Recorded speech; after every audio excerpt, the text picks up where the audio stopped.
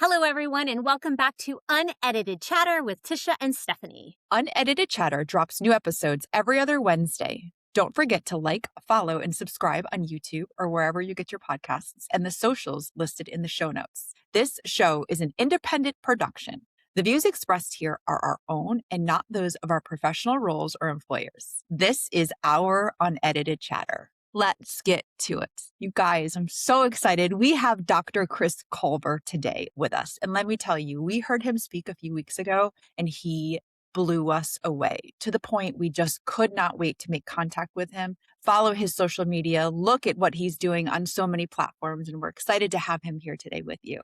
Dr. Chris Culver is more than a keynote speaker. He's a kindness advocate with almost 2 decades of experience as an educator, leader, researcher. He's inspired thousands to reimagine success through the lens of kindness, belonging, and human connection. So much of what we need right now in our world. As a former teacher and executive cabinet level administrator turned kindness advocate and leadership consultant, Dr. Culver blends neuroscience, psychology, and the science of kindness to help individuals and teams create environments where compassion drives performance, collaboration fuels innovation, and everyone feels seen, valued, and supported. Sounds simple. Let's talk about it. I am so excited. Like Steph said, we saw Dr. Culver at a conference a couple of weeks ago, and we were texting back and forth, and we were like, we got to have him. We got to have him. And like I just told him, I waited until he was done to push the send button, and he got right back to me. And I told him I multitask most of the time when I'm watching people speak or when things are happening or meetings. Sorry, Steph, since she's kind of my boss, but I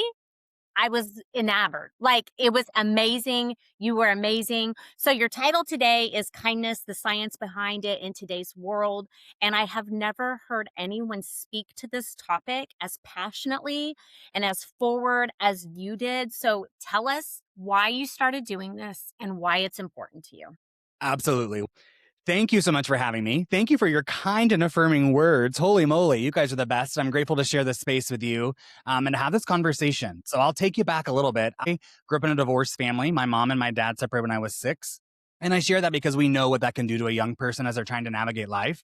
I don't share it for sympathy. I don't even share it for applause. I share it for solidarity that someone listening may be navigating divorce or have lived in a divorced family. And so I share that because as I was growing up seeking belonging, as humans, we are wired to belong, to be seen, heard, valued, and respected for who we are as we are. I was having a hard time fit in. I didn't know where I belonged. I didn't know where I fit in. Was it on a 300-acre farm? Was it in a city? Was it with my dad in another state? Like, I didn't really know. And so it's no surprise that I was picked on and bullied as a middle school and high school student. And unfortunately for today's students, it stays in their face. For me, it ended when I went home. But I knew that it bothered me, and I never wanted another child to feel that way. And so when I worked in education, I was a teacher for several years. I was an administrator.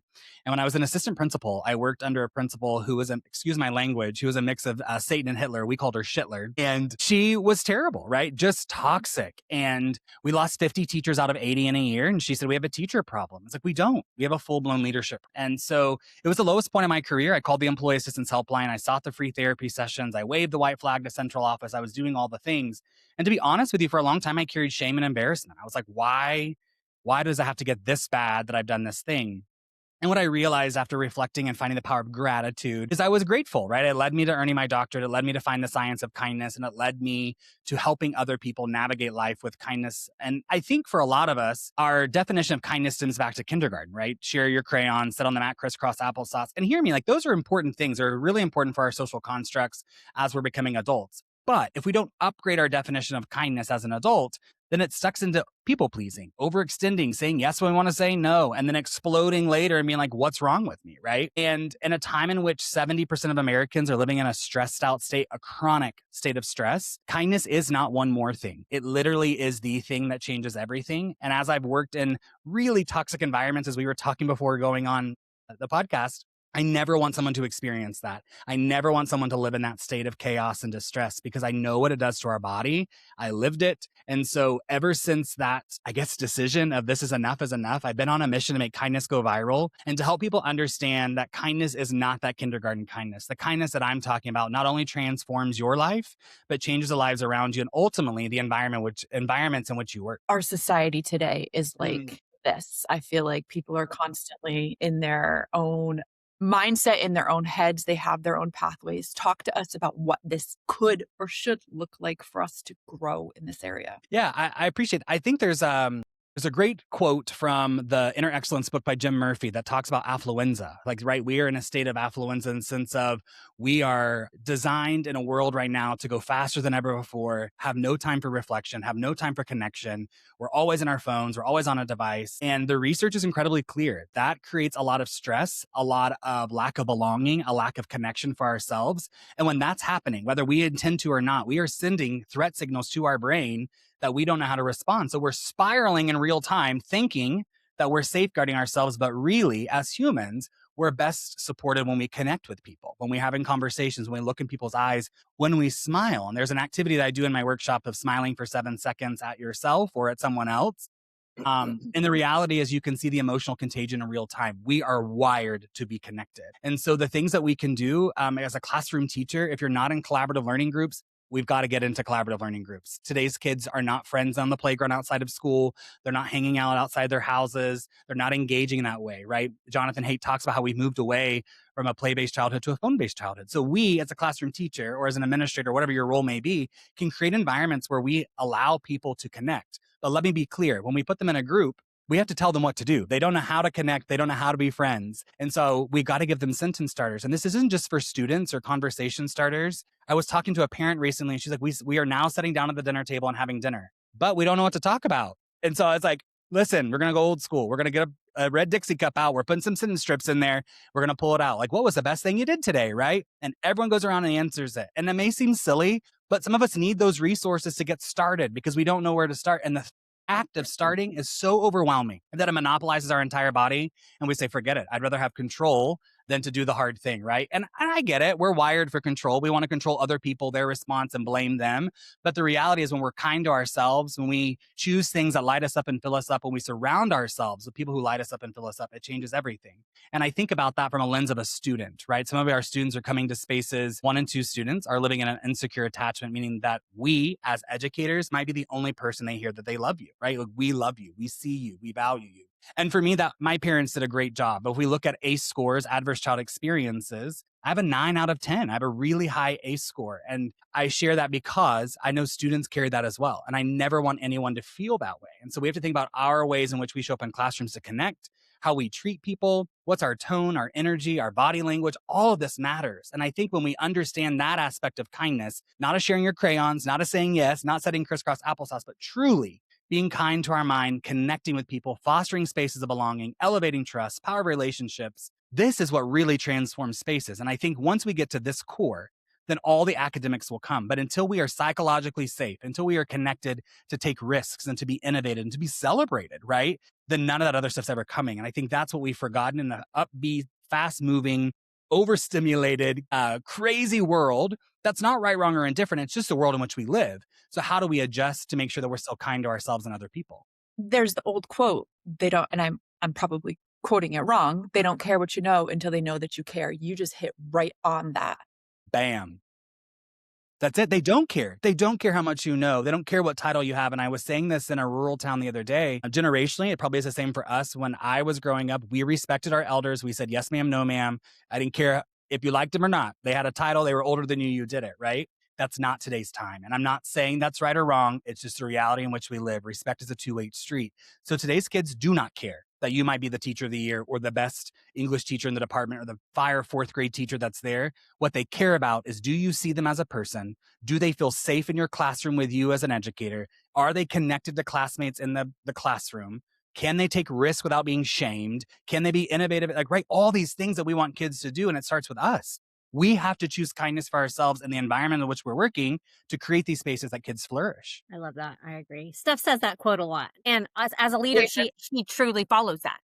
You know, she asks what we like to do, what we want to do, and with strengths based, which is very, very important. And not all leaders follow that. So I kind of want to segue into that to, you know, when you're talking about these things, let's talk about leaders and then let's talk about the students or the teachers or whatever we want to talk about. But what are some suggestions for people that are listening to this right now that leaders can take, like, oh, this is what he said. I remember I need to go and do this or try this.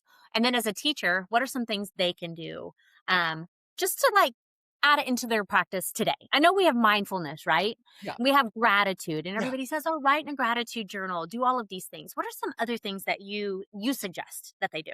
Yeah, let's start basic. Let's use some people's names and say good morning. Let's say hello with a smile, right? Like these might seem silly, but those are cue indicators as written by Daniel Coyle that tells us that these are fostering belonging in real time. That says, "Hey Tisha, how are you?" Right? "I'm glad you're here today." Right? I think about if you hear that rather than something else, do you feel like you belong? The other strategy that's universal that I've been using is I wish my blank knew, right? I wish my colleague knew. I wish my boss knew. I wish my teacher knew. And there's an activity in which students or the team members or the administrator, whomever, they write about things in which they're carrying, because I believe we all carry an invisible backpack that we can't always see, and it impacts how we show up. And so when we do this activity, it allows us to be vulnerable in the space. I do this every semester with my students at the university, but I also do this with teams that I'm coaching. So last week I was doing one with a leadership team about what is it you wish your colleagues knew, right? What is it you wish that your boss knew? Because oftentimes we don't realize the things that are impacting us that we're carrying from the outside. And that's not unique to an adult. That's a kid too, right? All of us are carrying things, whether it be grief or celebration or the last $5 in your bank account. But this allows the opportunity for us to see vulnerably. The thing that I would challenge all of us, though, is if we do this activity, we read what they've written to us because they're telling us something for a reason. I did this last semester, and there was a student who was in my class who wrote something, and I read it and I was in tears. I was shocked. When I looked at her, I was like, there's no way you navigated these things, right? And I think that was a powerful reminder for myself, is that the surface isn't always true. Like, there are people who are carrying really deep stuff. And so I would say connect with people, say hello, do an activity such as that. There's also another powerful activity around like sports, right? I don't understand sports ball, but I've seen it on the TV, that they play walk-up songs when baseball stars go up to the, what is it? Help the hitting mat thing. You know what I mean? The little diamond thing on the ground. Yeah.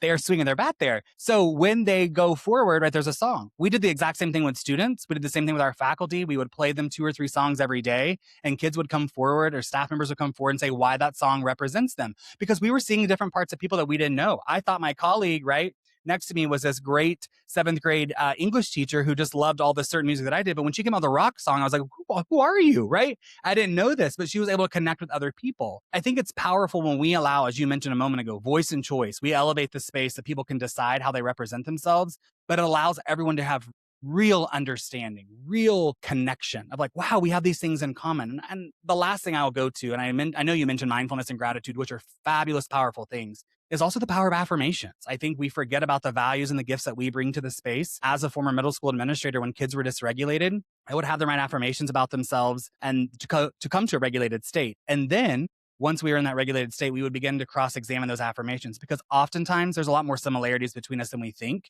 And our conflict comes from misinterpretation of communication. So we were able to bridge that gap. And so I'm not saying they left my office skipping down the yellow brick road. That's not what I'm saying at all. But I am sharing they had commonalities. There was a better relationship when they left the office because they were able to find those commonalities. So these are easy things that can be done in 60 to 120 seconds that really can change the environment, can change for a leader or a teacher or the student, no matter the space, but really sends those signals like, hey, you matter. I want to hear from you. You belong. And we're going to make this. And I don't want to use the word family because I know there's lots of feelings around that word, but I wanted to make it a space in which everyone can thrive, right? Everyone can be successful. Okay, so I have 2 things that I'm going to take into my next classes that I start. I'm going to do the affirmation thing, because even non-traditional students, right? If you're teaching online, it doesn't matter where you're teaching. That's important. Not even Well, where you're teaching. It doesn't matter where you're navigating life. right. Yeah. And then, I'm going to have them tell me what do they want me to know?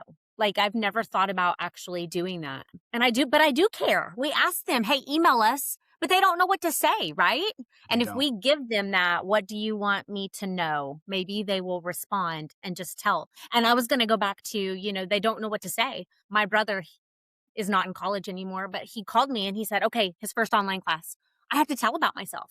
I'm like, okay. He's like, well, I don't know what to say, because he's in the generation of, I just text people. I don't talk. I don't know who I am. And so I told him, I was like, well, you need to start out this and then this and this. And he goes, well, that's not very good. I was like, well, that's your life. So I'm not for sure what you want to write, but that would be your introduction. And so they don't know it. Well, even when I said it back to him, he's like, that doesn't sound like very good. I'm like, well, that's your life. And so I do think it's so different from when we all grew up, right? And I And mean, I would add too, if you do that activity, Tisha, one of the things that I have found to be successful is when I do it first, right? I wish my students knew this. love it. I grew up in a crazy household. I was picked on and bullied as a kid. Yeah. I dropped out of college 3 times. My life was chaotic, right? Like all these things. And kids are like, whoa, he's human. He's normal, right? Like we can resonate. And the first time I did it, I didn't. I was like, now you go home and you tell me what you want me to know. And some students said a couple things. But when I was vulnerable, when I did the thing, whoa, it changed. It changed. I think Chris, can I call you Chris? Yeah, I feel absolutely. friends now. We've talked a That's whole right. hour. We're friends. Chris, one of the things that resonated with me when you spoke the first time, and one of the things that I'm picking up on now is the fact that you continue to be this authentic version of yourself, and you very vulnerably put that out there for others. And I don't know that the kindness element always comes through that authentic manner. So can you just, as an ending pose here, just speak to how we can continue to be authentic and truly put this forward in a place for our students, our teachers, our leaders to hear and use and practice daily? I appreciate your kindness. I really appreciate your affirming words. I think about how fast our world is moving. I think about how many things are happening every moment, right? Even here, like what's happening online, what's happening around us, what's happening on my street out front, right? All these things happening. And so we are so quick to respond immediately based on whatever's happening in that moment. And I shared, and I think the workshop you guys were a part of about, I was traveling and missed an opportunity to present at a gig because of travel nightmares, right? My bags were one way, I was somewhere else, and the event was somewhere else. And in that moment, the lady who inherited the plane at 2 a.m, she was getting dealt a deck of cards, right?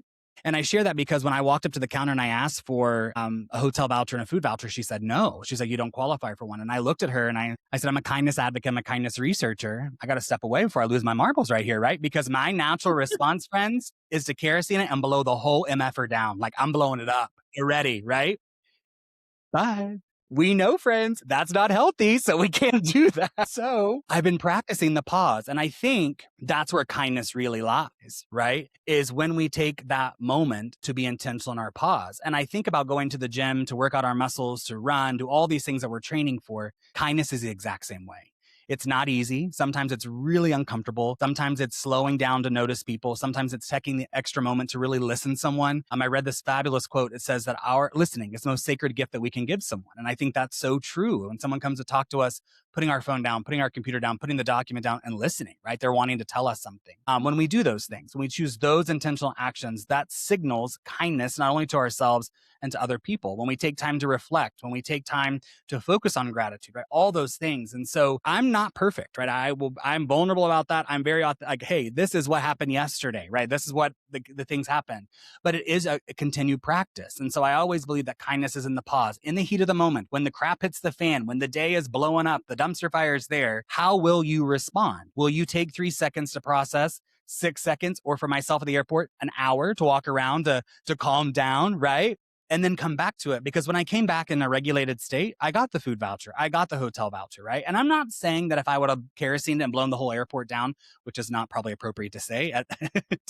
We'll cut that. No, I'm just kidding. No, it is what it is. We've all been Yeah. there. It's honest and it's vulnerable. We've been there. Yeah, then I don't know that I would have gotten it, but I had to choose to step away. I had to make a choice that was different. And I think that's what we get confused with our definition of kindness. We're waiting for somebody else to give us something, right? Or to do something. And oftentimes kindness is not something that we give. It's something we live. It's a choice we make to change our world, to change our brain, to change our energy. And it is that intentional choice. I want to end with what you have at the bottom of your email. It's a quote. I don't know who it's by. It might be your quote. It says, if you cannot find the light, be the light.